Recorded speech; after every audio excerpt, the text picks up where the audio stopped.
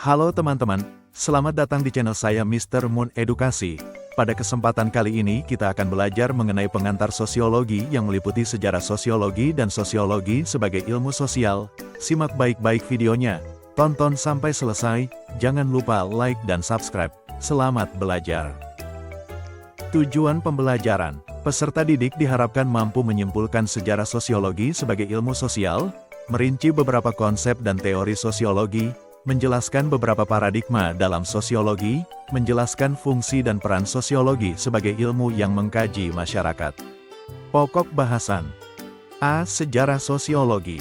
Perkembangan sosiologi di Eropa dan Amerika. Sosiologi pada awalnya merupakan bagian dari filsafat sosial yang membahas masyarakat. Sosiologi berkembang menjadi ilmu yang berdiri sendiri karena adanya ancaman terhadap tatanan sosial akibat perubahan-perubahan besar yang meliputi revolusi industri dan revolusi Prancis pada abad ke-18 dan abad ke-19. Auguste Comte, tahun 1798 sampai tahun 1857, melihat dampak negatif perubahan-perubahan yang terjadi pada masyarakat Eropa saat itu menyarankan kajian tentang masyarakat ditingkatkan menjadi suatu ilmu yang berdiri sendiri yang diberi nama sosiologi. Menurutnya, sosiologi adalah ilmu tentang gejala sosial yang tunduk pada hukum alam dan tidak berubah-ubah. Demikian atas jasanya kemudian ia disebut sebagai Bapak Sosiologi. Istilah sosiologi kemudian dipopulerkan oleh Herbert Spencer, tahun 1820 sampai tahun 1903, melalui buku Principles of Sociology. Namun berkembang menjadi sebuah ilmu setelah Émile Durkheim, tahun 1858 sampai tahun 1917 mengembangkan metodologi sosiologi melalui bukunya, The Rules of Sociologic Method, 1895.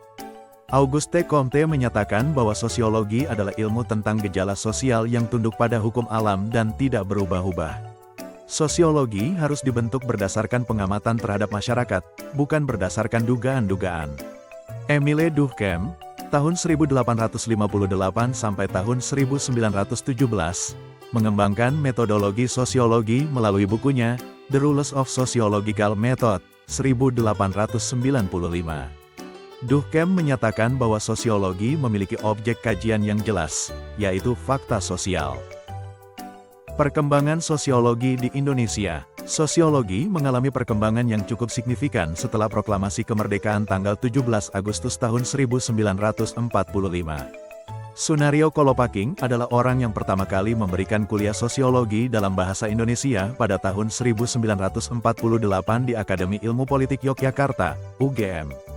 Sosiologi mulai mendapat tempat dalam insan akademisi di Indonesia, apalagi setelah semakin terbukanya kesempatan bagi masyarakat Indonesia untuk menuntut ilmu di luar negeri. Tokoh yang sangat berperan dalam perkembangan sosiologi di Indonesia adalah Selo Sumarjan yang kemudian dikenal sebagai Bapak Sosiologi Indonesia. Ki Hajar Dewantara banyak mempraktikkan konsep-konsep penting sosiologi, seperti kepemimpinan dan kekeluargaan, dalam proses pendidikan di taman siswa yang didirikannya. Hal ini tercermin pada semboyan pendidikan yang digunakan pada taman siswa, yaitu, Ing Ngarsa Sung Tulada, Ing Madya Mangun Karsa, Tutwuri Handayani, yang berarti, di depan memberi contoh, di tengah memberi semangat, dan di belakang memberi dorongan. B. Sosiologi sebagai ilmu sosial. Dalam mempelajari masyarakat sebagai objek kajian, sosiologi memfokuskan studinya pada 1. Hubungan timbal balik antara manusia satu dan manusia lainnya. 2. Hubungan antara individu dan kelompok. 3. Hubungan antara kelompok yang satu dan kelompok lainnya. 4. Proses yang timbul dari hubungan-hubungan tersebut dalam masyarakat. Sosiologi sebagai ilmu pengetahuan. Adapun ciri-ciri sosiologi sebagai ilmu pengetahuan adalah sebagai berikut. Sosiologi bersifat empiris. Sosiologi tidak spekulatif dan hanya menggunakan akal sehat. Sosiologi melakukan kajian tentang masyarakat berdasarkan hasil observasi. Sosiologi bersifat teoritis. Sosiologi berusaha menyusun abstraksi dari hasil-hasil observasi. Abstraksi adalah kerangka dari unsur-unsur yang didapat dari observasi, disusun secara logis. Tujuannya juga menjelaskan hubungan sebab akibat. Sosiologi bersifat kumulatif. Teori-teori sosiologi dibentuk berdasarkan teori-teori yang telah ada sebelumnya, dalam arti memperbaiki, memperluas, dan memperhalus teori-teori lama. Sosiologi bersifat non-etis. Sosiologi tidak mencari baik atau buruk suatu fakta, tetapi menjelaskan fakta-fakta tersebut secara analitis.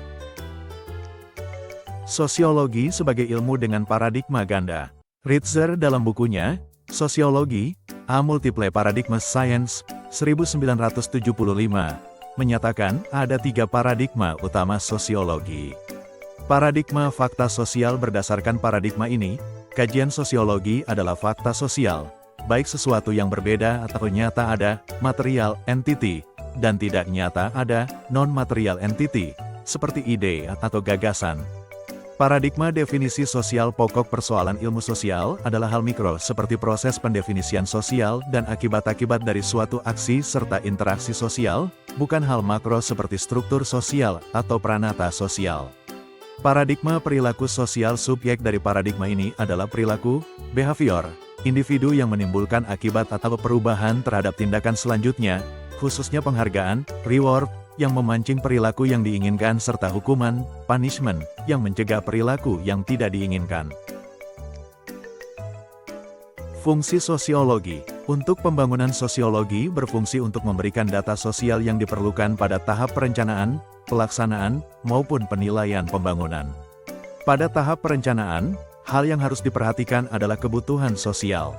Pada tahap pelaksanaan, hal yang harus dilihat adalah kekuatan sosial masyarakat serta proses perubahan sosial. Pada tahap penilaian, hal yang harus dilakukan adalah analisis terhadap dampak sosial pembangunan. Fungsi sosiologi. Untuk penelitian. Dengan penelitian, akan diperoleh suatu rencana penyelesaian masalah sosial yang baik. Di negara yang sedang berkembang, peran sosiolog sangat dibutuhkan. Berdasarkan data yang dihasilkan dari penelitian sosiologis, para pengambil keputusan dapat menyusun rencana penyelesaian suatu masalah sosial. Contohnya adalah cara untuk mencegah kenakalan remaja dan mengatasi masalah pengangguran. Fungsi sosiologi. Untuk advokasi kebijakan. Sosiologi berfungsi sebagai basis data dan sumber berlangsungnya advokasi kebijakan dalam isu-isu publik.